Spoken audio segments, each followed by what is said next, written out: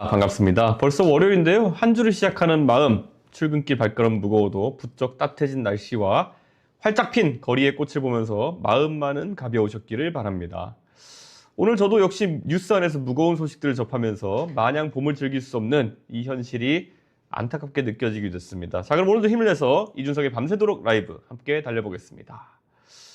그리고 방송 말미에 여러분과 긴밀한 소통을 하기 위해서 따로 Q&A 시간이 준비되어 있는 거 아시죠? 제가 직접 질문 선정해서 답변 드릴 테니까요. 지금부터 미리 댓글로 질문을 남겨주셔도 좋습니다. 예. 자, 그러면 이준석의 밤새도록 라이브 8번째 시간 제 근황 토크부터 들어가 보도록 하겠습니다. 예. 민망하지만 제 얼굴이 나온 그런 연합뉴스 기사가 지금 사진 자료로 나가고 있는데요. 예. 제가 이번에 안철수, 유승민, 한동훈 이 세 분한테 연금 계약 저지 연대를 하자고 했거든요. 그러니까 저는 이번에 거대 여야가 합의했던 국민연금 개혁안이라고 하는 것을 개혁이 아니라 계약이라고 평가하고 있습니다. 그래서 여권 내 소위 뭐 잡욕이라는 분들도 한두 분씩 이제 같은 의견을 내시는 것 같은데, 그래서 제가 오늘 오전 공개 제안했습니다. 국민의힘 안철수 의원, 유승민 의원, 한동훈 전 대표에게 연금 개혁 문제를 함께 논의하자고 했는데, 세 분 다 제 번호를 알고 계실 텐데 아직까지 호응이 없습니다. 예. 제가 용기 있는 정치인의 연대를 제안한다고 했는데 저분들은 저와 연대할 용기가 나지 않는 것일까요? 이게 호응이 없는 이유가 뭘까요? 제가 약간 좀 궁금해지긴 합니다. 왜냐면은 이게 사실 젊은 세대 입장에서는 굉장히 절박한 이슈고, 그래가지고 오늘도 여기저기 대학교 총학생 회장분들이 오셔가지고 그 국회에서 그 소통관에서 기자회견도 하고 이렇게 했거든요. 그런데 뭐 사실 그 정도면 굉장히 절박한 건데, 이 정치인들이 특히 잠재적 대권 주자라고 하는 분들이 함께 해주셔야지만이 이게 분위기가 좀 살아오르고, 그래야지 대선에서 이게 중요한 아젠다로 논의가 될 텐데, 사실 저는 이렇게 생각해요. 격식과 시간은 중요하지 않다. 호응만 하면 제가 뭐 밤잠 줄여서라도 새벽이든 밤이든 언제든 달려가겠다고 했거든요. 그런데 왜 저희 개혁신당 의석 3개밖에 안 되는 개혁신당만 이런 제안을 하고 또 지금 기다리고 있는 것인지 약간 궁금합니다. 예. 사실 제가 이런 얘기를 했어요. 제가 주말 내내 참 고민이 많았어요. 이게 아무리 그 이탈표가 있다 하더라도 거의 한 190명 가까운 의원들이 다 합심해가지고 통과시킨 그런 연금 모수 조정 아닌데, 이거를 좀 되돌리려고 그러면은 또 하나의 큰 덩어리를 만들어야겠다. 그래서 지금 30대, 40대 국회의원들이 모여가지고 그 국회 소통관에서 기자회견한 게 하나가 있고요. 그리고 제가 지금 여기서 소위 대선에서 이걸 이슈로 만들기 위해 가지고 지금까지 뜻을 밝힌 대선 주자라는 사람들이 여기에 과거에 좀 이견이 있었던 사람들이라 해도 고양이 손이라도 같이 맞잡고 이 문제를 해결하기 위해서 협력해야 되는 상황이다라고 제가 말했는데요. 그리고 뭐 제가 그 이름을 댄 세 분 말고도 민주당의 대선 주자들도 좀 함께 해달라 이렇게 기원하면서 기다리겠다고 했는데, 솔직히 좀 아쉽습니다. 지금 이것보다 중요한 문제가 어디 있다고 아직까지 호응이 오지 않는 것, 그건 좀 안타깝게 생각합니다. 예, 하지만 저는 항상 퍼스트 펭귄 하겠다 했으니까요. 이 문제를 계속 제기할 수 있도록 그렇게 하겠습니다. 끈질긴 게 중요한 겁니다. 예. 그리고 사실 뭐 정책연대가 한동훈, 안철수, 유승민 이 셋 중에 누구랑 가장 잘 맞을 것 같냐라고 얘기하는데, 사실 이분들이랑 다른 영역에 있어가지고 생각이 일치하지 않는 거 굉장히 많습니다. 그거 알면서도 제가 제안한 이유는요. 누군가는 여기서 계속 이야기를 해야 되는 것이고, 사실 큰 문제를 다루려면은 조금 의견 차이 있는 것들은 뒤로 놔두고 이런 것에 합심할 수 있는 그런 자세가 중요하다고 저는 생각했습니다. 예. 우리 당의 천하람 의원, 그리고 이주영 의원, 그리고 국민의힘의 김용태, 김재섭, 민주당의 전용기 의원, 이소영 의원 이렇게 해서 기자회견 하기도 했는데요. 여야 할 것 없이 한 목소리 내는 모습이 굉장히 좋아 보입니다. 그런데 지금 이 여야 당 지도부는 전부 다 이제 뭐 60대 이상 되는 아저씨들 계신 분들 다 지금 중책을 맡고 계신데, 이렇게 젊은 세대 입장에선 절박한 문제인데 귀를 틀어막고 있는 건 아닌가라는 생각을 하게 됩니다. 예. 그래서 제가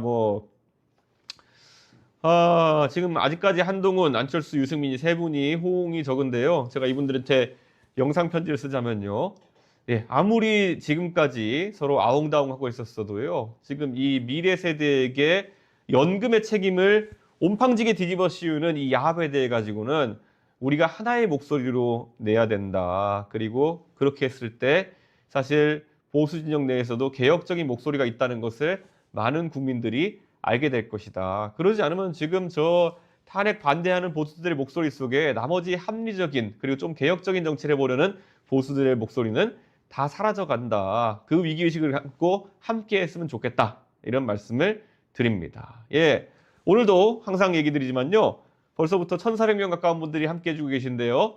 구독, 좋아요, 알림 설정 이거는 바로 해주셨으면 좋겠습니다. 오늘 저희가 그리고 오늘 방송이 끝날 때쯤에 우리가 한 3만 명 정도 구독자가 될 수 있었으면 좋겠다. 그런 생각을 합니다. 저희가 방송해가지고 한 일주일 만에 10,000명 가까이 지금 구독자가 늘었는데요. 이 속도로 가서는 선거 때까지 충분한 숫자를 모으기가 어려운 측면이 있습니다. 제가 과거에 12만 명 정도 되는 유튜브 계정이 있었는데요. 그거를 여러 가지 이유로 지금 없애고 지금 새로 시작하는 과정이다 보니까 뭐 이런 상황인데요. 그래도 주변에 많은 분들 함께 구독해가지고 방송 볼 수 있으면 좋겠죠.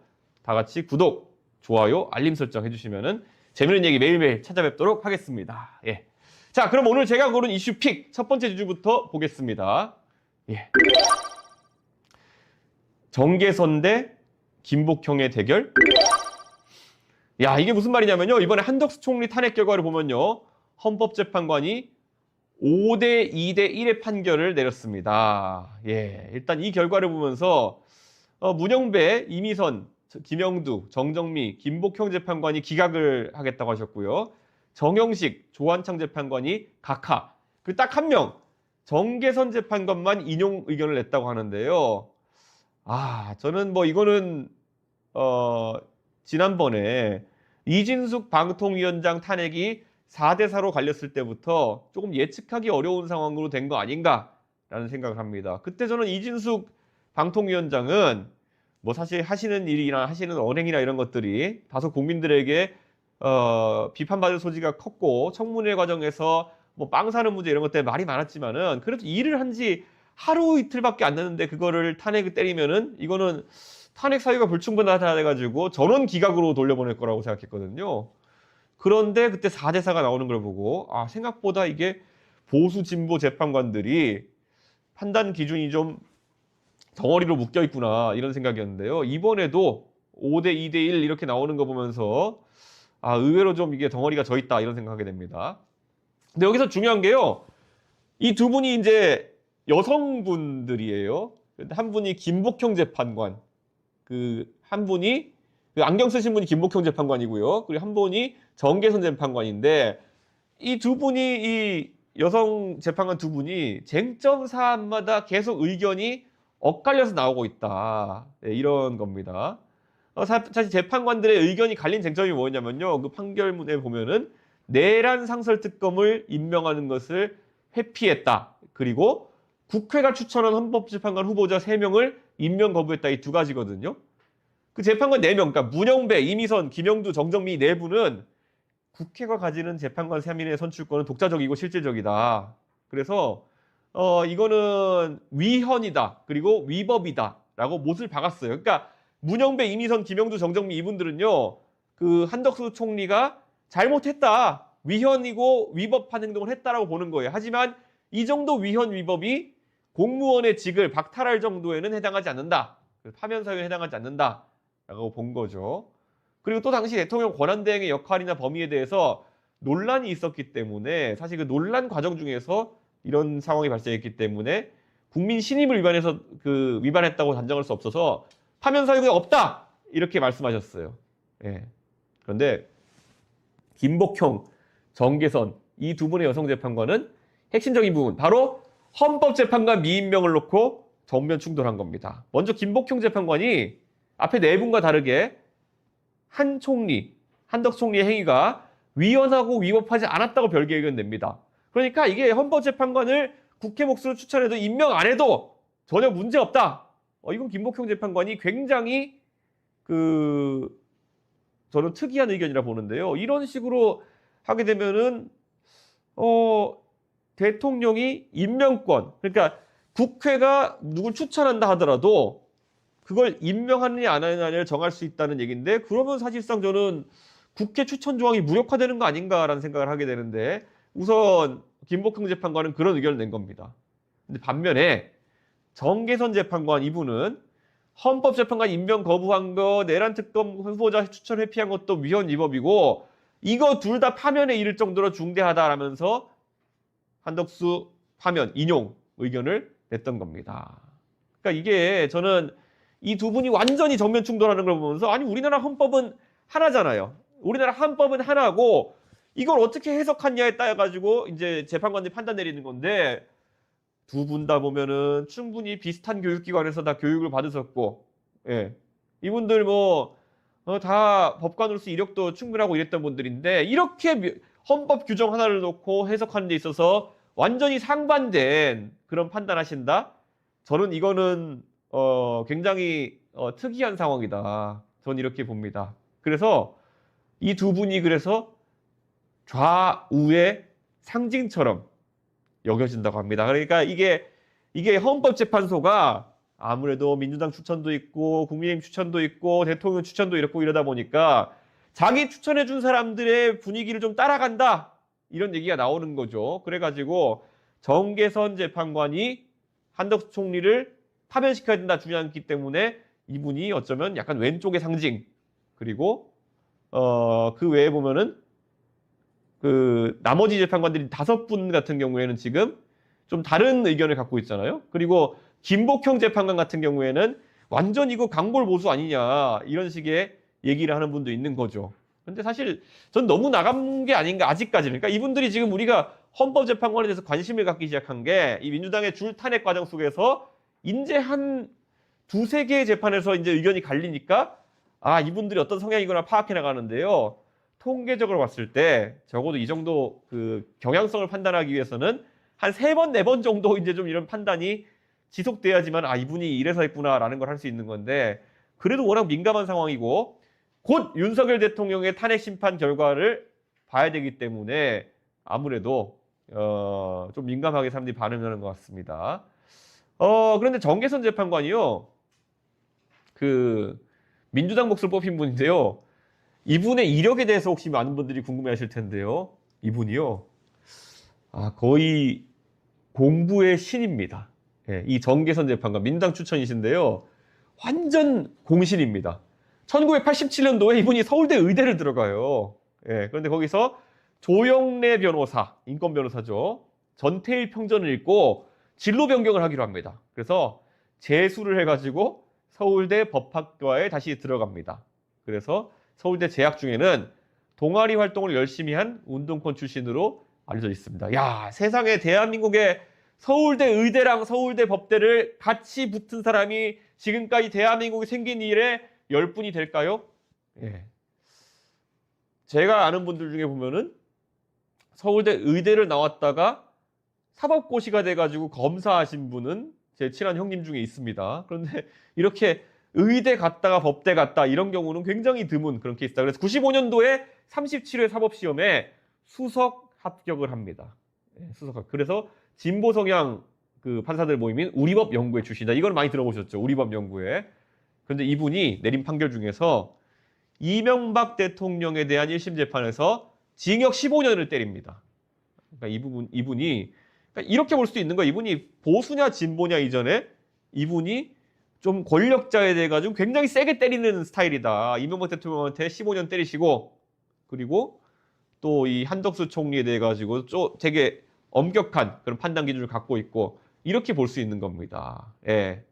그런데 이제 8명의 재판관 체제가 나온 다음에 주요 판단 결과를 보면 정계선 재판관 이분이 이진숙 방통위원장 때도 탄핵 때 인용, 마은혁 재판관 후보자 권한제기 심판 때도 인용, 그 다음에 기각 나온 최재 감사원장 때는 기각, 검사 상임 때도 기각. 근데 한덕수 총리까지 인용을 던질 수가 제일 많다는 거죠. 그러니까 이게 줄탄핵인데요. 지금 줄탄핵 다 민주당이 실패하고 있는데 하여튼간 인용 의견을 제일 많이 내는 분이 정계선 재판관이다. 그래가지고 사실 저는 평소에 갖고 있던 재판관의 성향, 이분 제가 정계선 재판관에 대해 가지고는 이 정도 얘기까지 할 수 있을 것 같습니다. 굉장히 인용을 자주 때리는, 그러니까 공직자에 대해 가지고 조금 엄격하게 다른 분보다 보고 계시다. 이것이 왼쪽이라서 오른쪽이라서까지는 얘기하지 않겠습니다. 근데 어쨌든 윤석열 정부니까 윤석열 정부의 인사들에게 불리한 판단을 하고 있다는 경향성 자체는 이야기할 수 있을 것 같습니다. 근데 한덕수 총리 거는요, 저도 기각을 예상했는데요. 5명이 기각, 2명이 각하가 나온 겁니다. 그러니까 7대1이라고 사실 보면 되는 거거든요. 자, 이게 윤석열 대통령 운명에 영향을 미칠까? 아니면 어떤 힌트를 주고 있는 것일까라는 걸 우리가 생각해 봐야 되는데요. 윤갑근, 윤 대통령 변호인이죠. 윤갑근 변호사가 이런 말씀하셨어요. 한덕수 총리 기각 소식에 이건 당연한 결과다라고 생각했습니다. 저도 당연하다 생각했어요. 그렇기 때문에 이거는 아주 그렇게 윤 대통령 쪽에서 고무적이라 생각할 건 아니다. 나올 기각이 나왔다. 이렇게 보면 되는 거죠. 그런데 헌재에서 계엄의 위법성에 대해서 판단은 이번 안 내렸습니다. 사실 이게 중요한 거거든요. 계엄이 위법했느냐 아니냐에 대한 판단을 만약 한덕수 총리에 대한 이런 판단에서 포함시켜서 냈다 그러면 결정문에 그런 힌트가 있었으면은 이거를 통해 가지고 윤석열 대통령도 어떤 판단이 나오겠구나를 우리가 미리 알 수 있었는데 헌법재판관 분들이 굉장히 뭐라고 해야 될까요? 우리 표현으로 마음을 쫄깃쫄깃하게 하는 그런 능력을 갖추고 계시다. 이 예고편을 절대 틀어주지 않는다. 근데 이거는요, 예고편을 틀어주지 않는 것일 수도 있고요. 아직까지도 윤석열 대통령에 대한 탄핵 선고에 대한 판단을 내리지 못한 것일 수도 있다라는 생각이 듭니다. 오늘도 이거 끝나고 나서 평의를 하고 이제 퇴근했다 이런 얘기가 나오던데요. 사실 윤석열 대통령에 대한 탄핵 선고, 제가 평의 절차, 평결 절차에 대해서 말씀드렸는데요. 아직까지도 평의가 지속되고 있다. 그러면은 판단을 재판관들이 내지 못한 게 아니냐라는 생각을 하게 됩니다. 두 분의 재판관이요. 탄핵 제도의 남용을 방지할 필요성이 더욱 크다라고 이제 썼는데 사실 이 내용이 윤석열 대통령 선고의 변수가 될 수 있다라는 해석도 있는데요. 탄핵 제도의 남용. 그런데요. 앞에 줄 탄핵에 대해 가지고는 한덕수 총리까지도 이거는 탄핵 제도 남용이라 얘기할 수 있지만요. 아니 대한민국 대통령이 계엄을 때려 가지고 정말 여의도를 둘러싸고 헌법기관을 무력화하고 이렇게 했는데 이게 탄핵을 걸 만한 사안이 아니면 도대체 어떤 사안으로 탄핵을 걸어야 되느냐. 대통령이 무슨 현행범으로 무슨 진짜 누구에게 위해를 가하고 이래야지만 탄핵이 되는 것이냐. 그래서 저는 이거는 충분히 탄핵을 제기할 만한 윤석열 대통령에 대한 탄핵 심판은 제기할 만한 상황이다. 저는 그렇게 생각하고 있습니다. 예. 저는 그래서 이번에 저는 보면은 윤석열 대통령의 탄핵 소추 결과에 누가 영향을 줄 것이냐. 자, 이렇게 보시죠. 자, 지금 보시면요. 윤석열 대통령 탄핵을 이렇게 보시면 돼요. 8명이잖아요. 헌법재판관이. 그 중에서 3명이 인용이 아니면은 윤석열 대통령이 탄핵이 안 되는 겁니다. 자, 그럼 오늘자로 봤을 때 가능성 있어 보이는 거. 각하 때린 분들. 정영식, 조한창. 이분들은 각하니까 이거는 한덕수 총리 거는 볼 것도 없다. 내용적인 걸 살펴볼 것도 없다 정도에서 이분들이 조금 더 가능성이 있다 보는 분들이 있고요. 그리고 이번에 아예 이거는 기각을 내버린 김복형 그 재판관 이렇게 해서 정영식, 조한창, 김복형 이 세 분이 과연 기각이나 각하 의견을 윤석열 대통령에 대한 탄핵에서 낼 수 있겠느냐 때문에 지금 민주당이 저렇게 벌벌 떨고 있는 겁니다. 지금. 민주당 입장에서는 이재명 대표 특히 이재명 대표 입장에서는 방금 제가 말씀드린 3사람 중에 3사람이 각하나 기각 의견을 내게 되면은 윤석열 대통령이 풀려난다. 그렇기 때문에 마은혁 재판관 이분은 저렇게 민주당이 미는 거 보니까 확실한가 봐요.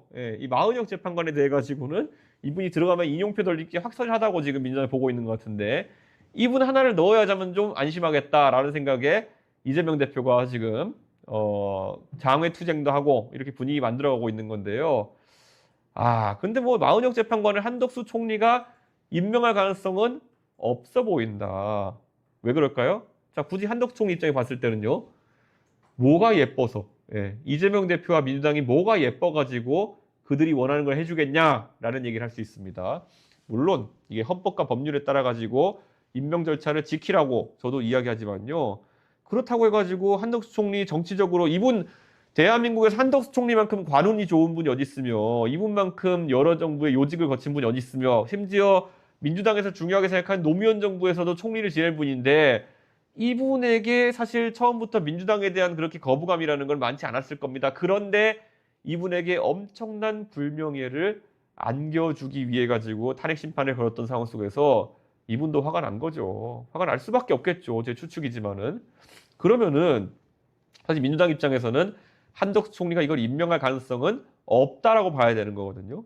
그런데 지금 뭐 얼마나 절박하면은 저렇게 본인들이 한번 칼로 푹 찔렀다가 살아났더니만 다시 이제 막 뭐 이렇게 하라면 너 자르겠다 이런 식으로 협박하고 이렇게 할까. 저는 사실 민주당 입장에서는 이렇게 소위 말하는 운전을 잘못할 수가 있냐. 이 탄핵으로 가는 이 열차를 잘못 운전해가지고 이런 상황을 발생시킨 것. 저는 민주당은 진짜 올 초부터 시작해가지고 이 3개월, 4개월 정도의 과정이라고 하는 거는 정말 운전 잘못했다. 그런 생각을 하게 됩니다. 예, 사실상 이재명 대표는 탄핵 구전구패를 맞게 됐습니다. 예, 윤석열 대통령도 사법고시를 9번째만 되셨는데 구수하셨는데요. 이재명 대표는 9번 전패하셨습니다. 지금 탄핵을 걸어가지고. 그래서 한덕수 총리 기각 선고를 하니까 국민이 납득할지 모르겠다라면서 아쉬움을 드러냈습니다. 이재명 대표 굉장히 초조한 느낌입니다. 왜냐하면은 어쨌든 9번 걸어가지고 9번 탄핵에 실패했으면은 이거는 지금 그 국회 법사위에서 지출한 변호사비만 해도 얼마겠으며 그리고 솔직히 말하면은 헌법재판소한테 막 이 엄청난 일을 던져놔가지고 본인이 제일 중요하게 생각하는 윤석열 대통령 탄핵 자체가 지연되고 있는 거잖아요. 그러니까 자기 발등을 자기 도끼로 찍은 건데 지금 이 상황에서 이재명 대표가 남을 가르치려 드는 식으로 얘기한다든지 아니면 제3자 관점으로 이야기하면은 그건 좀 제가 봤을 때 좀 웃긴 상황이다. 이런 생각이 듭니다. 아, 여러분 좀 어떻게 생각하시나요? 이거 이번에 저는 제가 민주당 의원들한테 계속 얘기했던 것이 윤석열 대통령 탄핵을 거는 건 좋다. 근데 거는 순간부터 뭐 장외 집회나 이런 것들을 요란하게 하지 말고 기정사실화하고 가라. 윤석열 대통령은 이미 더 이상 대통령직을 수행할 수 없는 사람이라고 그냥 기정사실화하고 계속 그냥 국정에 대한 얘기들 민주당에서 주도하고 그리고 또 대선 주자로서 행보를 뭐 이재명 대표 하든지 하면서 결국에는 이게 기각을 내면은 대한민국이 오히려 꼬이겠구나라는 인식을 재판관한테 심어줬어야 되는 건데 오만 사람 자기 거슬리는 사람 다 탄핵 때려버리고 재판관들도 이거 하다 보니까 내가 왜 이 사고 있나 이런 생각했을 거 아니에요. 재판관들도 내가 무슨 잘못 때문에 이 짓을 내가 지금 원래 헌법재판소에 이런 탄핵 같은 건 한 3년에 한 번 들어오는 건인데 뭐 1년 사이에 진짜 몇십 명을 보내가지고 이렇게 나를 힘들게 하냐 이런 식으로 온데 사방에 적을 만들어 놓은 거 아닙니까 지금. 저는 개혁신당이 원래 얘기했던 것처럼 딱 윤석열 대통령이나 뭐 한두 명 정도 탄핵만 걸어놓고 그 다음부터는 국정, 지금 얼마나 민생이 어렵고 합니까? 그거를 운영하는 모습에 집중해야 되는 것이고 일하는 모습을 보여줬으면은 지금과 훨씬 달랐고 이미 어쩌면 탄핵이 나왔다. 윤석열 대통령 탄핵이 나왔다. 이런 생각하는데 하여튼간 민주당에서 소탐대실했다. 그런 생각을 하고 있습니다. 예. 자, 어쨌든 그래서 이제 날 받아놓은 이재명 대표, 가슴이 쫄깃쫄깃한 이재명 대표 제가 항상 얘기하지만은 26일이면은 이제 이재명 대표의 2심 선고까지 약 36시간 정도 남았습니다. 예, 지금 아마 이재명 대표가 저녁 식사를 하셨을지 아니면 정화수 떠놓고 오늘 비셨을지 잘 모르겠지만은 굉장히 심장이 쫄깃쫄깃한 상황일 거예요. 36시간 뒤에 본인이 2심에서 유죄를 받아가지고 대선 가도에 큰 타격을 입을 것인지 아니면은 아기다리 고기다리던 무죄를 받아가지고 아니면 형량을 줄여가지고 대권과대 날개를 달지 이 정도면요 앞으로 36시간 동안에 거의 식욕부진부터 해가지고 여러 가지 심장이 쫄깃쫄깃한 걸 느끼지 않을까 그런 생각을 합니다. 여러분은 어떻게 생각하세요? 이재명 대표가 2심 선고에서 지금같이 센 유죄를 받을 것 같으신가요? 아니면 무죄를 받을 수 있다 생각하시나요? 댓글로 의견 좀 달아주시고요. 이따가 제가 그런 의견들 종합해가지고 얘기를 좀 해보겠습니다. 예, 제 전망을 말씀드리자면요. 솔직히 좀 헷갈리긴 하는 게요. 원래 이 헌재랑 법원이요. 서로 좀 눈치를 봅니다. 예, 원래 이 법관들이 헌법재판관이 되고 하는데 헌재랑 법원이랑 우리가 따로 이제 두고 있잖아요. 이런 나라가 별로 없습니다. 대법원이 원래 최고재판소 역할을 하는데 우리나라는 헌법재판소를 가지고 있는데 그러면은 사실 누가 최고재판소냐를 가지고 헌재와 법원 간에, 그러니까 대법원이 관장하는 2심이라 하더라도 법원에 알력이 있을 거는 전 자명해 보입니다. 그런데 원래 우리가 생각하기에 윤석열 대통령의 탄핵 심판이 3월 초쯤에 나올 거라고 생각했잖아요. 그 3월 초쯤에 나오면은 자, 헌재가 먼저 판단 내리면은 먼저 거기에 따라 가지고 대한민국의 절반이 이제 헌재 욕하고 있을 텐데 그 사이에 그 뒤에 이재명 대표 2심은 그냥 조기 대선 과정 중에서 하나의 이정표 같이 내면 되는 것인데 지금 이렇게 헌법재판소가 판결을 뒤로 쫙 밀어버리면서 무슨 상황이 발생했냐? 2심 이재명 대표의 선거법 2심이 먼저 나오게 되고 그래가지고 수요일 날 그 결과에 따라 가지고 법원이 먼저 대한민국 절반한테 욕을 먹게 생겼습니다. 예, 욕을 먹게 생겼습니다. 그래서 법원은 이제 2심 재판을 하시는 판사분은 진짜 헌재 이 사람들 진짜 왜 이러는 거야. 헌재 우리가 떠넘겨가지고 2심 재판이 이번 대선을 사실상 시작하는 스타트를 끊는 굉장히 중요한 재판이 돼버렸다. 이거 글 쓰는 것도 열심히 써야 되는 거고 이 형량도 정하는데 머리 싸매야 되는 거고 원래 재판 열심히 하겠지만은 그래도 더 스트레스가 집중되는 모양새다. 이런 생각인 거죠. 요즘 보세요. 이재명 대표 얼마나 얼어 있으면은 이번에 윤석열 대통령 구속 취소를 사법부에서 내렸는데도 사법부에다 아무 말도 안 하지 않습니까? 사법부를 자극할 수 있는 소리 절대 안 하지 않습니까? 저는 그런 거 보면은 이재명 대표 확실히 쫄아있긴 쫄아있다. 이런 생각. 누가 안 쫄겠습니까? 저런 상황 속에서. 교도소 담벼락인데 한쪽으로 넘어지면은 대통령에 가까워지는 거고 한쪽에 넘어지면은 감옥에 가까워지는 것이고 이재명 대표가 저렇게 두근두근 하는 거는 뭐 저는 당연하다 이렇게 생각합니다. 뭐 저라도 그랬을 것 같아요. 어쨌든 이재명 대표 1심 같이 유죄가 나와가지고 2심에서도 유죄가 나오면은 오늘 제가 민주당의 모 주요 인사와 차를 한 잔 마셨는데요. 제가 만약에 이재명 대표가 2심에서도 유죄가 세게 나왔을 경우에 이재명 대표에 대한 당내 입지가 어떻게 될까? 이렇게 여쭤봤더니만은 큰 변화는 없을 것 같다라는 얘기를 하는데요. 그래도 비명계 이런 분들은 조금 흥분을 하겠죠. 예, 제가 오늘 어떤 행사를 갔는데 비명계 대선 주자로 거론되시는 어떤 분이 뭐 저야 뭐 그냥 이미 선거 나간다고 얘기했으니까 열심히 인사를 하는데 비명계이면서 아직까지 출마를 의지를 표현하지 않은 분이 굉장히 열심히 그 행사에서 인사를 하고 계시더라고요. 그러니까 저분이 나오시려고 하는구나라는 생각을 하게 됐습니다. 예, 근데 글쎄요. 저는 비명계에서 이제 새롭게 이재명 대표로 등판하는 인물들이 누가 있을지 뭐 굳이 얘기하자면은 임종석, 김부겸, 김경수, 박용진, 김동연 이런 분들이 있을 텐데요. 이분들이 힘을 합칠 것도 아니고 조금 아직까지는 이분들의 힘이 좀 약해 보이는 건 사실입니다. 예. 자, 그러면 이준석의 이스트라다무스. 제가 점쟁이 문헌 아니지만은 한번 오늘 판단을 내려보겠습니다. 제가 윤석열 대통령이 28일 선고할 가능성이 높다라고 전망했었는데요. 재판관들 의견이 이렇게 엇갈리면은 4월로 넘어갈 수 있다는 전망이 슬슬 나오기 시작합니다. 예. 한덕수 탄핵에 있어서 한덕수 총리 탄핵에 있어서 재판관들 의견이 엇갈리면서 진짜 윤석열 대통령에 대한 그 평의가 지금 산으로 가고 있구나라는 관측도 있고요. 그런데 이거는 정말 정부가 세뇌하지 않아서 잘 모르는데 한덕수 총리 관련해 가지고요. 이번에 일부 언론에서 미리 이제 알아가지고 이거 5대 2대 1에 가까운 결과가 나올 거란 얘기를 하신 분들이 있어요. 그래서 제가 오늘 깜짝 놀라가지고 제가 저랑 친한 언론인들한테 전화해가지고 어떻게 알았어? 이렇게 물어봤더니만요. 사실 그 법조계에서 그러니까 헌법재판소 주변에서 한덕수 총리에 대한 그 심리는 변론은 딱 한 번 했잖아요. 그 뒤에 이미 결정이 사실상 나 있었다고 해요. 그렇기 때문에 이거 밖에 얘기가 나오면서 그거에 대한 편견은 미리 알 수 있었는데 그런데 진짜 윤석열 대통령 관련해가지고는 여기서 보안을 되게 세게 지킨다 이런 얘기를 합니다. 그래가지고 이거는 좀 지켜봐야 된다 이런 말씀이고요. 제가 오늘 아는 한 원로 언론인 한 분이 저한테 얘기해 준 게 뭐냐면요.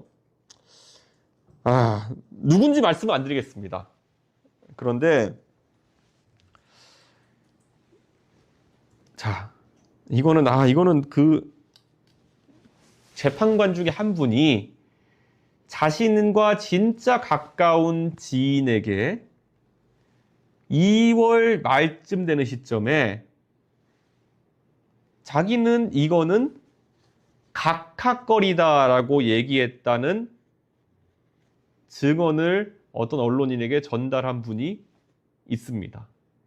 근데 제가 그 말씀을, 그러니까 재판관의 그 말씀을 들어가지고 언론에 전달했다는 분의 이름을 들어보니까 그렇게 허튼 소리를 하실 분은 아니라는 생각이 좀 들거든요. 그러다 보니까 그런 거를 그러면은 국민의힘 쪽에 있는 사람도 그런 걸 듣고 각하 가능성이 있다라고 이제 보기 시작한 건지 모르겠지만, 제가 오늘 확실히 재판관 한 분 이름 들은 거는 그분이 어떤 분한테, 그러니까 다른 원로분한테 각하가 맞는 것 같다는 얘기를 했다는 얘기를 이 언론이 전해 듣고 저한테 얘기해 준 건데요.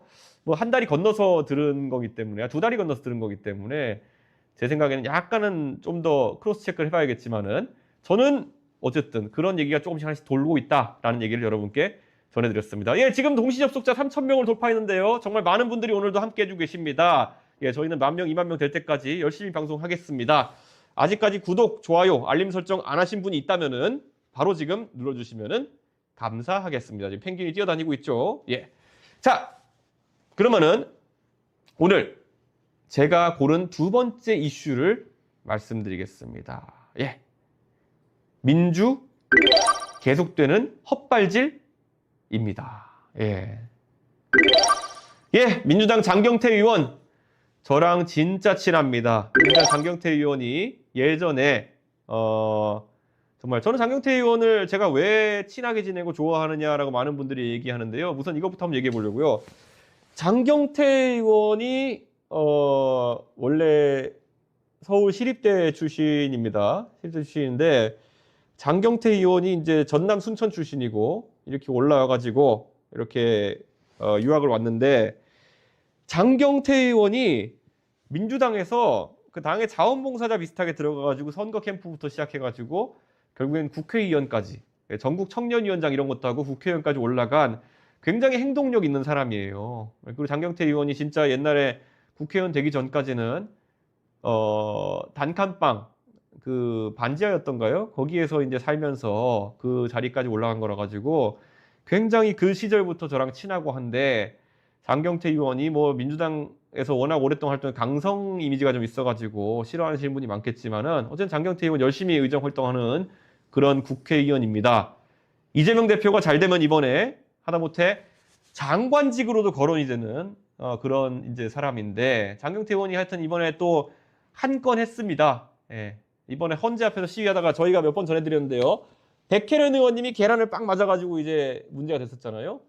그런데 장경태 의원이 국회의원 폭행에 대해서 가중처벌을 명시한 그런 법 개정을 추진하겠다고 얘기했는데요. 여러분도 지금 여기에 대해서 댓글 통해서 의견 주셔도 좋고요. 예, 굉장히 저희가 방송 전에 채널 커뮤니티 게시판을 통해 가지고 이것에 대한 여러분의 의견을 묻는 설문글을 올렸는데요.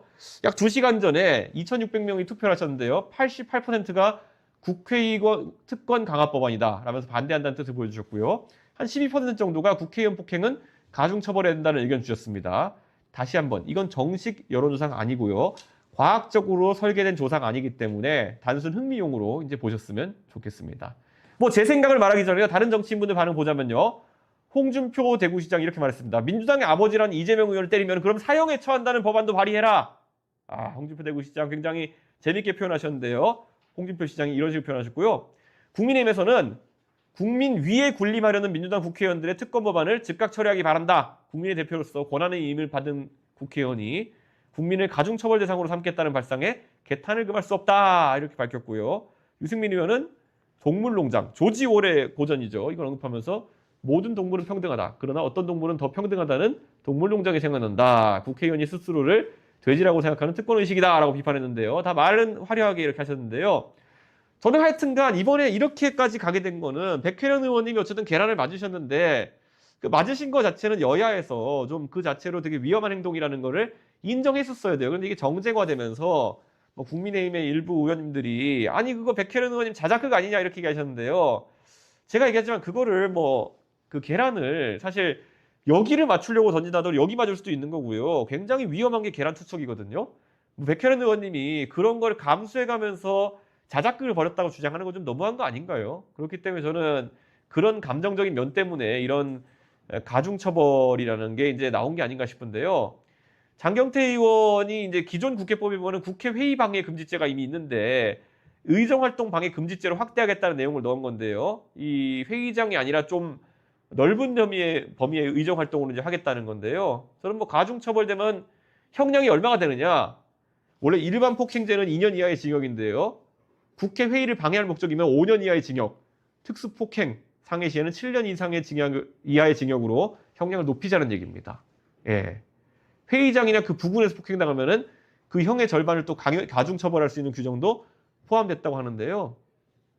근데 민주당 지금 하나에만 좀 집중했으면 좋겠습니다. 지금 뭐 지난번에 박홍근 의원님이 뭐 탄핵 대통령이 나오면은 그 상대당을 자동 해산하는 법안을 발의하겠다 이런 것도 하시고 하는데 민주당이 지금 너무 이 정권 교체 가능성에 흥분해가지고 이게 도저히 대한민국 입법으로 처리하면 안 되는 상황 같은 것들 자꾸 입법으로 우겨넣으려고 하는 거거든요. 그 옛날에 그런 거 있잖아요. 그 유튜브에 가보시면요. 그 영국에 보면은 영국에 막 1500년, 600년 이럴 때 만들어 놓은 법들을 지금 바꾸지 못해가지고 되게 웃긴 법들 많아요. 영국에 이제 그 유튜브 보면 가끔 나오는 되게 웃긴 법 중에 이런 거 있어요. 그 뭐지? 국회의사당에, 그러니까 웨스트민스터 거기 그 사원에 그 갑옷을 입고 들어가면은 사형입니다. 예. 그게 아직까지 영국 법에 있습니다. 예. 그래가지고 그 국회의사당에 갑옷을 입고 건물에 들어가면은 사형인데 그래가지고 가끔 유튜버들이 갑옷을 입고 들어가는 쇼를 해요. 예. 그리고 또 법 중에 뭐가 있더라? 그 연어를 들고 거리에 다니면은 뭐 그것도 처벌이에요. 예. 살아있는 게 아니고 그러니까 생연어를 들고 그 걸어다니면 그것도 처벌이고 공개 장소에서 그 담요를 털어도 무슨 뭐 처벌이고 뭐 이런 법들이 있거든요. 그런데 그런 것들 같은 것을 만들면 안 되는 거거든요. 그러니까 법이라는 거는 사실 저는 법은 엄격해야 된다 생각하지만은 최소한을 규정해야 되는 게 법전이지. 이런 거 지금 뭐 계속 집어넣어가지고는 저는 법이 누더기가 된다 이런 얘기하는 거거든요. 아니 우리나라에 지금 뭐 로스쿨에 가면 학생들 많을 텐데 그분들이 진짜 중요한 법에 대해 가지고 공부를 해야지 가가지고 나중에 영국 법처럼 무슨 연어를 들고 가면 안 됩니다. 뭐 갑옷 입고 들어가면 사형 뭐 이런 거를 나중에 공부하고 있으면 안 되잖아요. 그러니까 저는 법이라는 거 오히려 국민들을 옥죄는 그런 법안들 찾아가지고 없애는 게 좋은 거지. 저는 이런 식으로 자꾸 좀 의미 없는 법안 만드는 거 이런 건 좀 안 했으면 좋겠다 이런 생각입니다. 예, 어쨌든 장경태 의원 측에서는 이렇게 해명했어요. 지난해 1월에 이재명 의원 테러 사건도 그렇고 국회의원 겨냥한 테러가 이어지고 있어가지고 강력한 방지책이 필요하다 이렇게 얘기했는데요.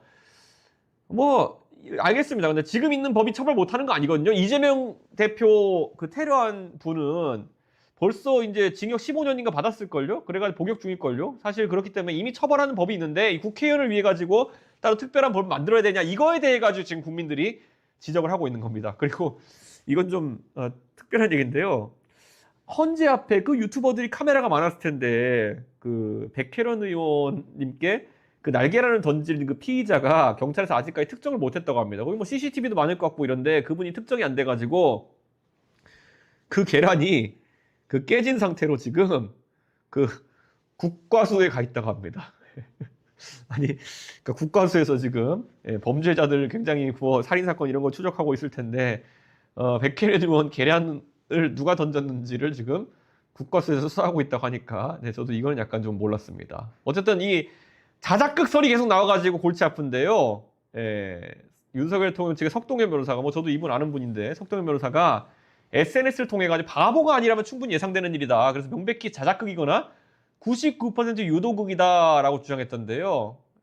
사실 뭐 이런 식으로 자극할 필요가 있느냐 이런 생각입니다. 사람이 다쳤어요. 사람이 다쳤을 때는 조금 다들 좀 엄숙하게 좀 자제해서 얘기를 해야 되는 게 아닌가 그런 생각합니다. 근데 윤석열 대통령이 지금 윤석열 대통령 풀려나신 지 한 2주 됐나요? 근데 생각보다 조용하지 않나요? 윤석열 대통령이 석방 메시지 다음에 산불 관련해서 페이스북에 안타깝다 등 진화 관련 당부에 글을 좀 남기시긴 했는데요. 전 윤석열 대통령이 생각보다 좀 조용하시다 이런 생각을 하게 됩니다. 윤석열 대통령이 그거 지난번에 말씀드렸지만요. 제 정보에 따르면요. 윤석열 대통령이 지금 헌법재판소에서 기각을 확신하고 있다는 겁니다. 그렇기 때문에 기각되려면은 재판관들을 자극시키면 안 되지. 그래가지고 지금 절제 모드에 들어가 있다는 말씀인데요. 지금 윤석열 대통령의 예상이 오를지 아니면은 이건 무조건 만장일치 인용이다라는 이준석 말이 올지는 며칠 뒤에 아마 드러나지 않을까 그런 생각합니다. 오늘 여기까지 이슈 토크는 얘기하고요. 구독, 좋아요, 알림 설정 부탁드립니다. 네. 다음 코너는 사진 픽입니다. 예. 의원님 이러시면 안 돼요. 이렇게 되어 있습니다. 예. 의원들 불법 주차로 몸살이라고 합니다. 지금 보시는 사진과 같이 바로 광화문 앞에 경복궁역 근처입니다. 여기가 어딜까요? 여기가 아마 삼청동이 직진이고 광화문이 직진인 거 보니까 그러니까 경복궁역 쪽에서 그러니까 서울경찰청 쪽에서 광화문을 바라보는 방향인 것 같은데요. 예. 이 보배드림 같은 데는 가끔 나올 것 같은 광화문 한복판 불법 주차가 이게 국회의원의 차량이라는 건데요. 그렇죠. 국회의원이 아니면은 카니발 하이 리무진을 타고 저기다 차를 세워둘 사람이 있겠습니까? 예. 그리고 뭐 다음 사진 한번 볼까요? 다음 사진은 아예 인도에다가 이렇게 반을 걸쳐 놨습니다. 이거는 위치가 어딜까요? 여기는 보니까 예, 저기 그 인수위 가는 쪽, 예, 인수위 가는 쪽, 옛날에 인수위 있던 곳 쪽으로 이렇게 가는 것 같은데요. 이게 의원들이 광화문 집회 나오면은 아니 지하철 좀 타고 오시면 안 되나요? 그 3호선 경복궁역 바로 앞에 이제 나오고 광화문역, 5호선 광화문역 그리고 국회 앞에서 1002번 버스를 타셔도 됩니다. 예, 바로 1002번 버스 타시면은 광화문에 내릴 수 있습니다. 김포부에서 출발하는 1002번 버스 타시면은 쾌적하게 오실 수 있는데요. 내가 왜 이런 걸 외우고 있을까요? 그런데 어쨌든 이런 것들 꼭 이렇게 카니발 하이 리무진을 타고 와가지고 여기 세워놓으셔야 되냐? 아니면은 좀 그 카풀 같은 거 하시면 좋지 않을까요? 그리고 지금 그 국회의원이 와가지고 시위하는 게 아니라 보좌진을 동원하기 때문에 운전해서 온 보좌진도 당신도 여기 시위에 참여해라 그래가지고 차를 세워놓고 하는 거 아닙니까?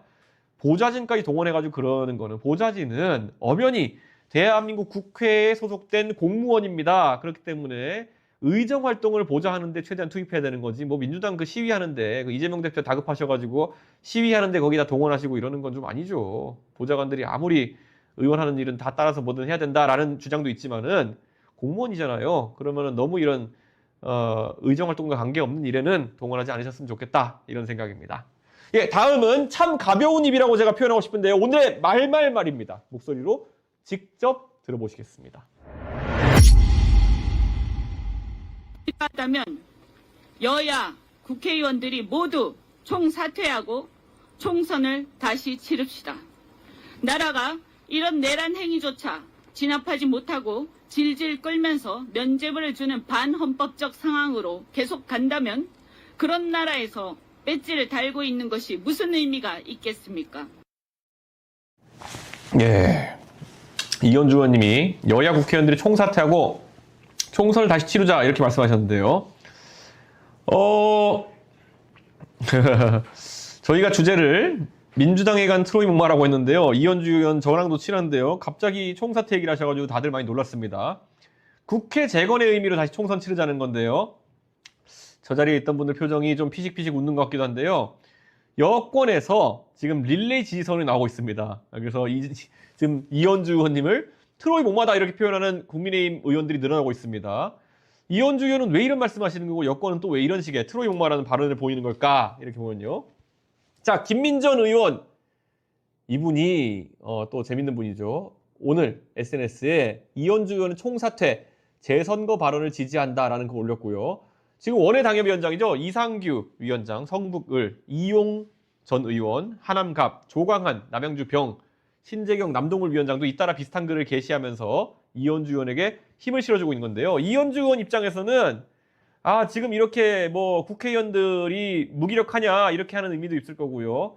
국회의원 총사퇴를 통해 가지고 다시 한번 민심을 확인해 보자 이런 건데요. 사실 이게 국회가 원래 200명 이상이 되어야 된다 이런 식으로 규정이 돼 있거든요, 법에. 그러면 200명보다 국회의원이 적어지면은 국회가 해산된 것으로 보느냐라는 것 때문에 예전에 말이 많았어요. 예전에 자유한국당이, 그러니까 미래통합당이 자신들이 의석이 120석 정도 되니까 그런데 민주당이 막 패스트트랙하고 이러니까 야 우리가 그냥 120명이 사퇴해버리면은 국회가 180명, 170명만 남으니까 그럼 국회가 해산된 것으로 봐야 되는 거 아니야?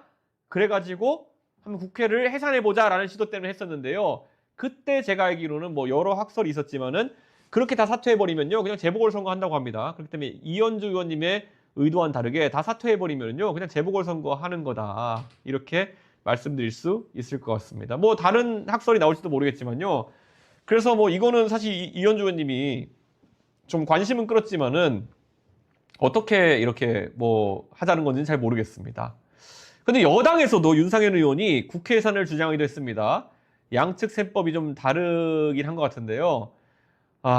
그때 야당이던 민주당과 국민의당 의원들이 2016년 박근혜 대통령 탄핵 때 탄핵안 표결 앞두고 이거 탄핵 부결되면은 의원직 다 던지겠다.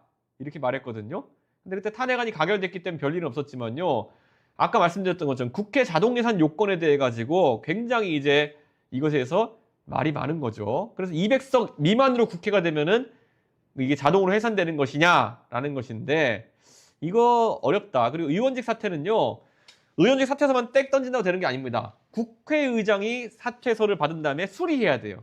예, 그런데 우원식 국회의장이 민주당 출신이신데 과연 이런 식으로 사퇴서를 처리하겠습니까? 들고 있다 반려하시겠죠. 그러니까 이거는 만약 이루어진다 하더라도 이거는 쇼가 될 수밖에 없다. 그래서 쇼라는 얘기를 들을 수밖에 없다. 그래서 이거는 조금 아마 이현주 의원님의 의지나 생각과는 다르게 좀 쇼로 비춰질 가능성이 있다.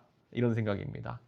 실제로 그런데 의원직 총사퇴 카드를 현실화해가지고 했던 분들이 있습니다. 1965년에 한일 국교 정상회담, 한일 회담할 때요. 그때 민중당이란 당 소속 의원 8명이 우리는 이거에 반대한다. 그래가지고 8명이 집단 사퇴한 적이 있습니다. 근데 그분들 정도면은 결기를 인정할 만한 하죠. 근데 이현주 의원님 말씀한 사실은 그건 아닌 것 같다. 이거는 그냥 민주당에서 어차피 받지도 않을 그런 약간 이현주 의원의 독립된 주장이다 이렇게 말씀드릴 것 같습니다. 자, 오늘 준비한 코너는 여기까지인데 다음 이제 여러분이 가장 기다렸을 시간 댓글 Q&A 시간입니다. 저 이준석과 허심탄회하게 대화를 나눌 수 있는 시간입니다. 지금 이 시간 라이브 방송을 통해서 올려주신 질문에 대해서 확인하고 답을 해드리고 있고요. 사전에 저희 채널 커뮤니티 게시판을 통해 가지고 질문 남겨주셔도 좋습니다. 그리고 준스톡을 통해 가지고 질문 보내주시면은 우선순위를 둬서 처리할 수 있도록 하겠습니다. 오늘도 어떤 질문이 기다리고 있을지 기대되는데요. 자, 질문 보겠습니다. 자, 오늘 연금개혁 저지를 연대하자고 제가 공식 요청한 안철수, 유승민, 한동훈이 끝까지 답 안 할 확률은 그럼 어떻게 할 건가요? 이렇게 하셨는데요. 좀 아쉽습니다. 이분들이 답변을 하시면 좋은데 답변을 하셔가지고 이분들이 어쨌든 탄핵 찬성파 분들이잖아요. 그럼 이분들이 언론에 딱 같이 주목을 받으면서 이분들이 지금 저 국민의힘에 있는 약간 그 전통적인 국민의힘의 정치인들과는 다른 분들이구나라는 이미지를 탁 각인시키면 되게 좋을 텐데 그 결단을 못하는 것 같다 그런 생각이 듭니다. 그래서 좀 아쉽고요. 사실 제가 지금까지 안철수 의원이나 한동훈 대표 같은 게 많이 제가 갈궜죠. 왜냐면 이분들이 정치하는 것에 대해 가지고 제가 마음에 안 드는 구석이 많았기 때문에. 그런데 제가 다른 건 몰라도 노회찬 의원님, 저희 예전에 상계동에 저희 정치 선배였던 노회찬 의원님한테서 그분이 많은 어록을 남겼지만 노회찬 의원님 어록 중에 제일 좋아하는 게 뭐 불판 갈아야 된다 이것도 있고요. 또 한 가지는 뭐냐면은 아니 평소에는 한국과 일본이 서로 으르렁거리면서 싸우더라도 외계인이 쳐들어오면은 일본과 연대해서 맞서야 되는 거 아니냐라는 말씀을 하셨거든요. 저는 노회찬 의원님의 돌아가신 노회찬 의원님의 이 말씀은 정치하는 사람들에게 굉장히 의미가 있는 이런 말이다 이런 생각합니다. 정치하다 보면 다른 게 굉장히 많죠. 예, 안철수, 유승민, 한동훈 이분들 저랑 얼마나 다른 게 많은 분들입니까? 하지만 적어도 이 연금 관련한 문제에 대해 가지고는 생각이 일치하면은 그 생각이 일치하는 지점을 바탕으로 해가지고 좀 힘을 합쳐서 내면은 굉장히 좋을 텐데 정치권에 이런 문화가 좀 없는 것이 굉장히 안타깝습니다. 먼저 이준석이 얘기해가지고 좀 기분 나쁘실 수는 있는데요. 저는 아마 그 한동훈 대표나 아니면 안철수 의원, 유승민을 먼저 제안했다 그랬으면 저는 가장 먼저 손들었을 겁니다. 저는 하겠습니다. 그게 협치죠. 그게 정치죠. 그런 생각합니다. 옛날에 제가 국민의힘 당대표 할 때요. 그때 송영길 대표님이 민주당 대표였는데요. 그때 솔직히 말하면 대한민국 역사상 민주당 대표와 국민의힘 대표가 가장 소통이 잘 됐던 시기일 겁니다. 송영길 대표님 지금 감옥에 가 계시긴 하지만요. 송영길 대표님이 진짜 저랑 나이 차도 굉장히 많이 나시고 한데 저한테 굉장히 항상 그런 걸 배려해 주셔가지고 대화 자리나 이런 거 있으면 아니면 꼭 공개적으로 기자 앞에 서는 자리에서도 불편하지 않게 이렇게 세팅을 해주시고 해가지고 전 송영길 대표님 물론 지금 그 재판을 통해 가지고 그 과거 본인 싱크탱크 운영하신 거에 대해 가지고 조금 구속 상태에 계시지만은 저는 송영길 대표의 그런 소통 의지나 이런 것들은 굉장히 좋게 생각해요. 그거의 결과물로 나온 게 뭐냐면은 제가 대표되자마자 송영길 대표님이 통큰 합의를 해가지고 젊은 세대의 피선거권 연령 인하를 저희가 했습니다. 그래가지고 과거에는 25살 이상이어야지만이 국회의원 할 수 있었는데 지금은 선거권과 연령이 동일하도록 이제 바뀐 거죠. 그러니까 이런 거 통큰 합의를 통해 가지고 정치가 앞으로 나가는 거고 저는 아니 송영길 대표랑도 협치했던 이준석인데 안철수, 유승민, 한도 송영길 대표랑 저 사이에는요 그 굳이 정치로 따지자면 태평양이 놓여 있고요. 안철수 대표랑 저랑 사이에는 뭐 한강 정도가 놓여 있고요. 한동훈 대표랑 저 사이에는 뭐 그냥 한 중랑천 정도 놓여 있고요. 유승민 대표랑 저 사이에는 이거는 뭐 그냥 또랑도 그냥 안 놓여 있는 상황입니다. 그런데 이거에 대해 가지고 너무 이렇게 민감하게 생각하실 것이 아니라 저는 이 길에 함께 해주셨으면 좋겠다 그런 생각하고 있습니다. 연금 관련 청년들과 토론할 생각은 있느냐 했는데요. 사실 좀 토론하기보다는 지금 국회에서 성과를 내야 되는 타이밍이기 때문에 제가 의견을 들을 수 있는데 의견을 들을 거는 기회를 만들자면 만들 텐데 아이디어는 대충 알 것 같습니다. 어떤 방향으로 가야 될지는 이제 정해진 것 같고요. 사실 결국에는 이제는 큰 결과를 내야 되는 게 기존에 그러니까 기성세대가 어쨌든 본인들이 낸 연금으로 본인들이 받는 것을 지금은 보면요. 내가 낸 게 1이면은 3, 4를 받아가는 구조로 돼 있어요. 내가 1 정도의 연금을 냈다 그러면은 최대한 1.5 정도 기여하고 그것에 대한 이자와 그런 걸 받아가겠다는 정도의 의식 전환이 좀 있어야 되는 거거든요. 그리고 그러면은 나중에 젊은 세대도 우리가 한 1 정도 내면은 그래 한 1 정도의 기여에 해당하는 것을 가져가야 된다. 이런 생각을 가지고 이제 세대별 코호트 같은 것들을 구성해야 된다. 이게 아마 세대별로 가장 불만이 적은 해법이 아닐까 이렇게 생각하는데요. 저는 이런 부분에 대해 가지고 지금 우리 젊은 의원들, 뭐 저랑 이소영 의원 같은 경우도 이 문제에서 얘기를 많이 했고요. 그리고 뭐 나머지 김재석, 김용태 이런 의원들이야 저랑 소통이 잘 되는 편이니까요.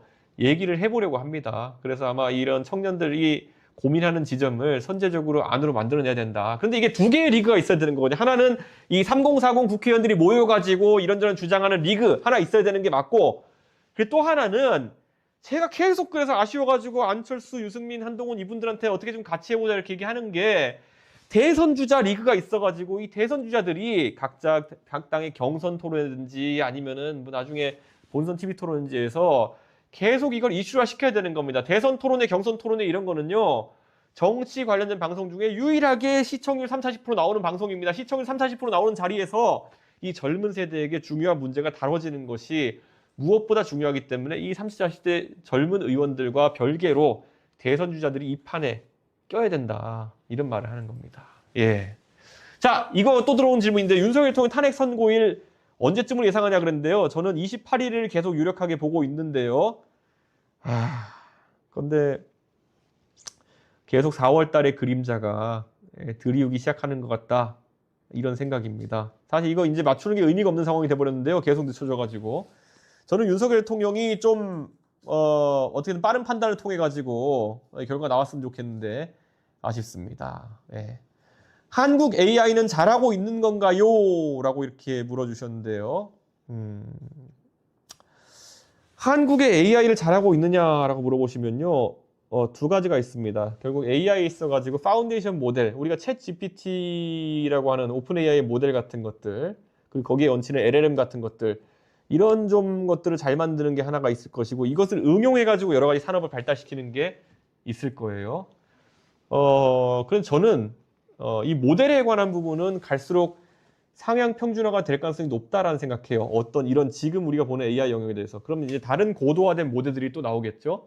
지금 LLM으로 활용되는, 그러니까 우리가 어떤 대화형으로 이렇게 쓰는 그런 대화형 모델이나 아니면은 생성형 모델에서 우리가 쓰이는 그런 여러 가지 AI 모델들 같은 경우에는 저는 어느 정도는 수준이 상향 평준화된 상황이 올 테고, 그럼 대한민국에서 국산 모델 같은 경우에도 상당히 우리가 쓸 수 있는, 활용할 수 있는 상황이 될 텐데요. 그와 별개로 이걸 응용해 가지고 우리가 어떻게 산업에 적용하느냐, 저는 후자는 굉장히 빠르게 갈 거라 생각합니다. 대한민국이 현대자동차가요, 전 세계의 자동차 공장 중에서 로봇 화율, 그러니까 자동 화율이 굉장히 높은 그런 자동차 회사입니다. 다른 나라에서 아직까지도 이렇게 그 볼트, 너트 조이고 있을 만한 것들 현대자동차 공장 가면 로봇이 이렇게 다 찔러가지고 이렇게 하잖아요. 그게 이제 노조가 워낙 세다 보니까 최대한 생산에 차질이 없게 해가지고 현대자동차가 엄청난 로봇에 투자를 해가지고 그런 자동 생산성을 높여놓은 그런 공장이고, 심지어 싱가포르에는 이제 현대자동차가 싱가포르에다 완전 자동화된 공장을 이제 거의 이제 아이오닉이나 이런 거 생산하라고, 전기차 생산하라고 맞춤형 생산 기지를 만들어 놓은 상황인데요. 그거는 영상 보니까 놀랍더라고요. 그러니까 AI나 로봇 같은 것에 도입에 대해 가지고는 대한민국이 최대한 앞서갈 것이다. 근데 원천 기술에 해당하는 그런 모델을 만들고 이런 거에 있어 가지고는 사실 조금은 뒤처지는 모습을 보일 수 있다라는 생각이고요. 근데 크게 걱정할 필요는 없지 않을까 싶은데, 저는 사실 계속 얘기하지만 지금 대한민국에서 이런 모델 연구하는 데서 가장 앞서 나간 것 중에 하나가 제가 지지난주에 갔다 온 LG AI 연구원의 그 엑사원 모델이라고 이제 있는데, 사실 이 엑사원 모델이라는 것이 굉장히 잘 돼 있는데도 불구하고 LG라는 기업에서 만든 거잖아요. 근데 다른 이제 페이스북이나 이런 데서 만든 라마 이런 모델 같은 경우에는 완전히 오픈해서 공개해가지고 이걸 상업용으로나 이렇게 써서 더 나은 제품을 오픈소스 커뮤니티에서 기여해서 만들 수 있게 해놨는데, 지금 이 엑사원이라는 거는 연구용으로만 그렇게 할 수 있게 돼 있어요. 그래서 제가 이제 LG AI 연구원에 있는 그런 분들한테도 말씀드리고 있는데, 이게 대한민국을 대표하는 모델이 되거나 아니면 이거에 추가적으로 소스를 얹어가지고 그런 모델을 만들려면은 LG가 좀 통 큰 결단해줬으면 좋겠다. LG는 LG대로 이걸 써서 좋은 제품 만들고, 페이스북이 메타가 그랬던 것처럼 이 모델을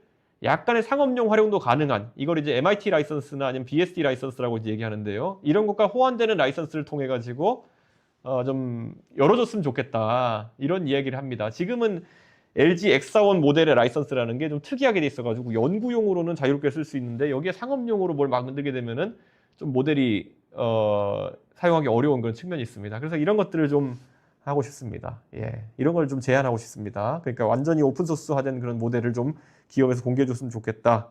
그런 기업 크게 칭찬받을 겁니다. 예.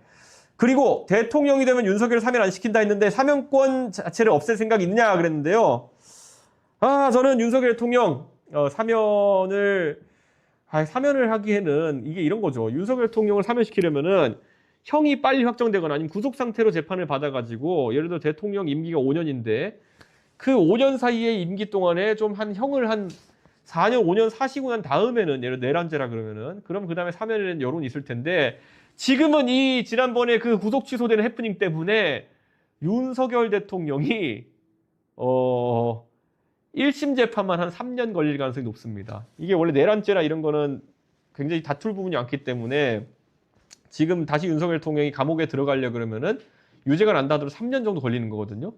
그러면 만약에 지금 대선 치러가지고 3년 정도 감옥 사신 다음에 그럼 2년 정도 사시고 나오냐, 그러면 국민들이 그거 받아들이지 않을 거거든요. 그러니까 저는 사면은 시키기가 어려울 것이다, 이렇게 생각하고요. 사면권 자체를 없앨 생각이 있느냐, 이 사면권이요, 정치인 사면도 있지만은 그 일반인 사면도 있습니다. 이건 여러분 의견이 좀 궁금한데요. 사면을 하면 대부분 많이 사면받는 게 그 업으로 운전하시는 분인데, 뭐 음주운전하시다 걸린 분, 이런 분들 많이 사면시키고 몇백만 명 단위로 이제 음주운전한 거 사면해주고 이렇게 하거든요. 교통 벌점 없애주고 이런 거 다 하거든요. 저는 근데 사면을 아예 없애는 건 좀 무리가 아닐까, 저는 그런 생각을 합니다.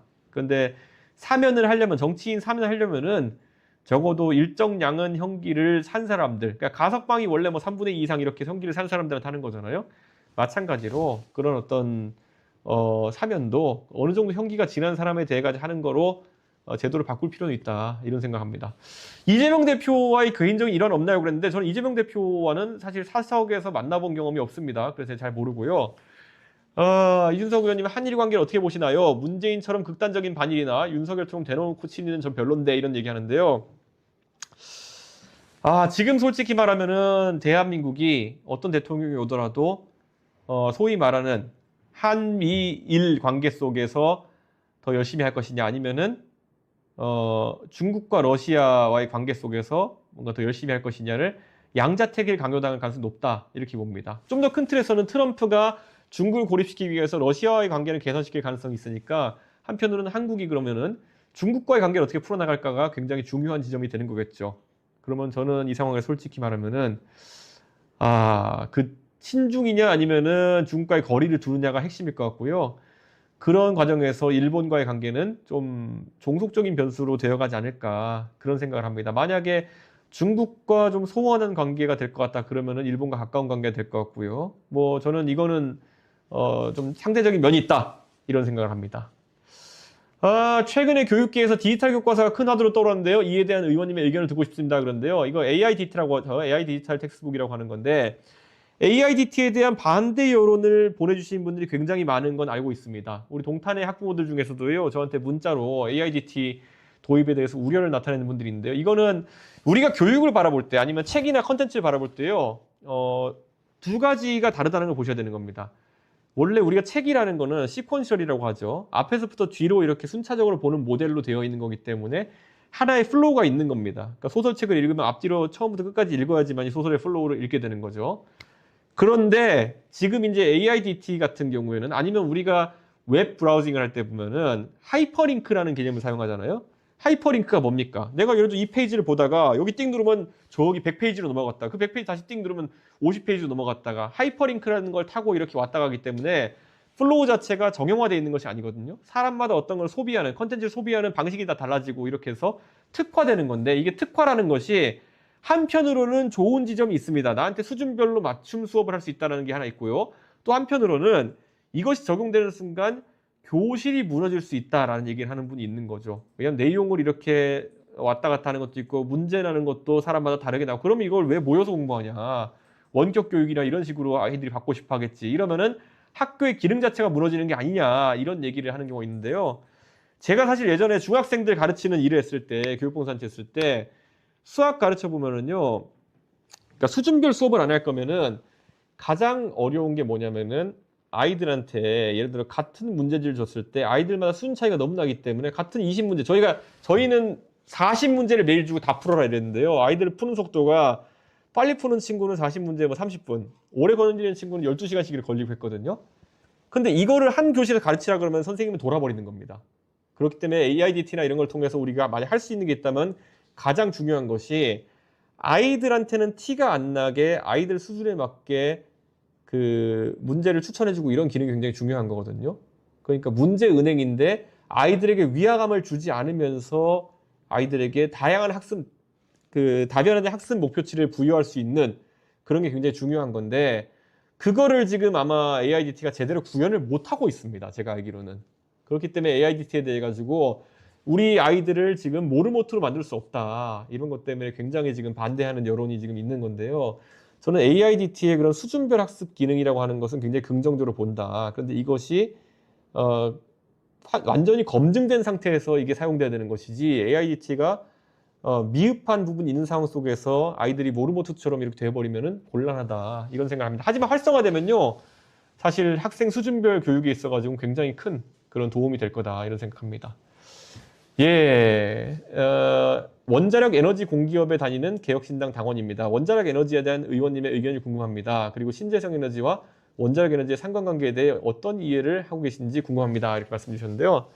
원자력 에너지 공기업에 다니고 있으면은 한수원인가요? 예, 그런데 원자력 에너지 한수원이면 저희 피감기관인데, 예, 거방위의 피감기관인데요. 어쨌든 원자력 에너지에 대한 제 의견은요. 저는 대한민국의 대전력이 소요되는 산업이 굉장히 많기 때문에 원자력 발전소가 필요하다라는 생각을 하고 있고요. 지금 뭐 이것을 대체하기 위해 가지고 핵융합 연구나 이런 것들이 계속 진행되고 있긴 한데 그것이 가시화되려면 한 30년 정도의 시간은 걸릴 것이다 이렇게 보고요. 그런 그 30년 정도의 시간 동안에 대규모 기저전력 같은 경우에는 원자력 에너지가 담당할 수밖에 없는 상황이다 이런 생각을 하고 있습니다. 지금 민주당에서는 계속 이제 그 해상풍력으로 요즘 이제 돌리고 있거든요. 이게 태양광에 대해서 뭐 산림 파괴다부터 시작해서 이미지가 안 좋아지니까 이제는 그 해양 수상풍력이다. 해양풍력이라고 이제 얘기하고 그 해양풍력 하면 어디로 갑니까? 전부 다. 해양풍력을 하면은 동해안에다가 바다에다가 해양풍력 꽂아놓을 수는 없거든요. 동해안은 수심이 엄청 깊어가지고 이 폴대를 세울 수가 없어요. 안에다가. 그렇기 때문에 그러면은 서해안에 수심이 다소 얕고 그래서 한 40m만 파면 되는 곳에 거기다 이제 보통 바람개비를 세워야 된다라는 게 이제 해상풍력이기 때문에 민주당의 주 지지층이 많이 사는 호남 지역의 바닷가에 이제 해상풍력을 세우고 그러면 그 주변에 관련 산업이 많이 유치가 되고 그런다는 아이디어도 있는 것이고 또 한편으로는 이 해상풍력을 통해 가지고 뭐 그리드를 만들어 가지고 뭐 그러면 그거를 HVDC라고 하죠. 고전압 직류 송전을 통해 가지고 수도권으로 바로 보내면은 송전 비용이 적다. 뭐 이런 식의 이야기를 하는 거예요. 예, HVDC 같은 얘기하면서 이제 그런 얘기를 하는 분들이 있는데요. 저는 해상풍력을 아무리 바람개비를 깔아도 우리나라에 지금 해상풍력만으로 기저전력을 해결할 수는 없을 것이다 라는 생각이 들고요. 그래서 저는 원자력 에너지가 기저전력으로 동작하는 게 중요하다. 사실 원자력 에너지가 있고 지금 ESS도 얘기가 굉장히 많이 나오는데 해상풍력으로 들어오는 거를 전부 다 ESS로 저장해가지고 이거를 기저전력 비슷하게 쓴다는 거는 굉장히 ESS에 투자가 많아야 되는 거고 화학적 ESS 같은 경우에는 그거 아마 설치한다 그러면 동네에서 난리 날걸요? 왜냐면 아직까지 화재의 가능성이나 이런 것들이 있기 때문에 지난번에 LG 에너지 솔루션 갔다 왔을 때도 그런 얘기가 있는데 화학적 ESS에 대해 가지고는 안전 문제가 앞으로 계속 문제가 될 것이다. 이런 걸 좀 우리가 생각해야 된다. 그래서 LFP 형태로 이제 그걸 다시 개발하고 있긴 한데 그건 좀 시간이 걸릴 것이다. 이런 거고요. 원자력 발전소 같은 경우에는 지금 뭐 우리나라에서 추가 건설을 해야 된다는 얘기가 계속 나오고 있긴 한데 데이터 센터와도 굉장히 연계가 되어 있다. 데이터 센터가 우리나라에 앞으로 굉장히 많이 들어서야 될 텐데 그 원자력 발전이 아니면은 이 용량을 댈 수가 없다. 그래서 미국 같은 경우에는 원전 바로 옆에다 데이터 센터를 짓기 시작하는 그런 움직임도 있는 거거든요. 저는 그래서 한수원 다니신다고 한다면은 앞으로 일이 많아질 것이다. 만약 이준석이 대통령이 되면은 한수원은 굉장히 할 일이 많아질 것이다. 이렇게 말씀을 드리겠습니다. 예, 지금 구독자 수가 3만 명을 돌파했는데요. 정말 감사드립니다. 저희가 한 일주일 남짓한 시간 만에 10,000명 가까운 이제 구독자를 이제 추가하게 된 것인데요. 더 열심히 해가지고 여러분에게 더 좋은 방송을 할 수 있도록 하겠습니다. 제가 만약에 5만 명, 10만 명 이렇게 가는 순간 때마다 제가 제 김철근 사무총장을 닥달해가지고 더 좋은 투자를 우리 당에서 할 수 있도록 해서 더 재밌는 방송, 더 좋은 방송 이렇게 꾸려갈 수 있도록 하겠습니다. 대선 나가면 동탄 사람 중에 서운한 사람도 있을 텐데 동탄 민심 어쩔 건가라고 하시는데요. 대통령 당선되면 동탄을 떠나야겠지만은 당선되지 않으면 동탄을 떠나지 않습니다. 그럼 당선되고 싶고요. 만약에 제가 대통령이 되면은 동탄을 위해 가지고 약속했던 것들 그냥 한 방에 해결할 수 있는 그런 분위기가 생길 겁니다. 분당선 예전에 문재인 정부 시절에 한다고 해놓고 아직까지 지지분열한데요. 분당선을 통해서 동탄 6동 주민들 확 살기 좋은 곳으로 만들고요. 그리고 신동 주민들, 제가 살고 있는 신동 주민들 같은 경우에도 남사터널 얘기 많이 해주시는데요. 지금 추경 예산에 넣으려고 제가 노력을 많이 하고 있는데 이 부분 확실하게 될 수 있도록 하겠습니다. 제가 대통령이 되면 확실하게 될 수 있겠죠. 뭐 이런 것들 동탄을 위한 여러 가지 일들, 동탄을 저보다 잘하는 대통령 후보가 있겠습니까? 다 해결하기 때문에 아마 동탄 주민들께서도 이준석 몰표 주시면은 아마 나중에 잘했다 생각하실 분들이 있지 않을까 그렇게 생각합니다. 국민의힘 때나 개혁신당 때도 당 내부에서 싸우는 이미지가 있다고 하는데 이에 대한 항변은 뭐냐 그러는데요. 사실 뭐 이거는요. 당이라는 곳은 원래 내부에서 다툼이 있습니다. 이재명 대표 뭐 봤을 때는 이재명 대표는 아예 다 내쫓았잖아요. 이재명 대표가 비명계를 하는 분들 박용진 의원 공천 잘라버리고 뭐 다 했지만은 그래도 뭐 당이라는 곳에 대해서 헤게모니가 유지되는 것처럼 저는 자꾸 이준석이 뭐 가면 뭐 싸운다 이러는데요. 제가 항상 얘기하잖아요. 그러면 윤석열 대통령이 잘못하는데 거기에 대해 좋은 게 좋은 거지 했으면은 지금의 이준석은 있지 않다. 아마 여러분이 생각하는 윤핵관 주니어 같은 형태로 되어 있을 것이다. 그렇기 때문에 이거는 굉장히 이율배반적인 이야기다. 예, 이준석이 그렇게 되길 바라시냐 이렇게 묻고 싶습니다. 저는 앞으로도 잘못된 이야기를 하기보다는 다소 욕먹더라도 올바른 얘기를 하는 방향으로 정치하겠다 이렇게 말씀드립니다. 예. 윤석열 대통령 탄핵 기각 시 어떤 일이 펼쳐질까 보세요라고 하는데 전 내전 가까운 일이 터지지 않을까라는 생각합니다. 그래서 그런 일이 발생하면 안 된다. 이런 생각을 하고 있습니다. 아 진짜 상상하기도 싫네요. 예, 기각이 되면 어떤 일이 생겼겠냐. 예, 그런데 정말 그거는 생각하기 싫습니다. 그래서 그런 부분은 좀 제가 어렵다, 생각하기 어렵다 이렇게 말씀을 드리겠습니다. 또 어떤 게 있을까요? 뭐 오늘 하여튼 정말 많은 분들이 질문 주셔가지고요. 활발하게 답변을 드렸습니다. 그런데 정말 앞으로도 많은 사랑 부탁드리고요. 다시 한번 구독, 좋아요, 알림 설정을 부탁드리겠습니다. 이게 밤에 10시, 11시, 12시까지 방송하려면 힘들어요. 그런데 여러분들이 구독, 좋아요, 알림 설정 해주시면 신나가지고 매일매일 방송 열심히 할 수 있습니다. 부탁드립니다.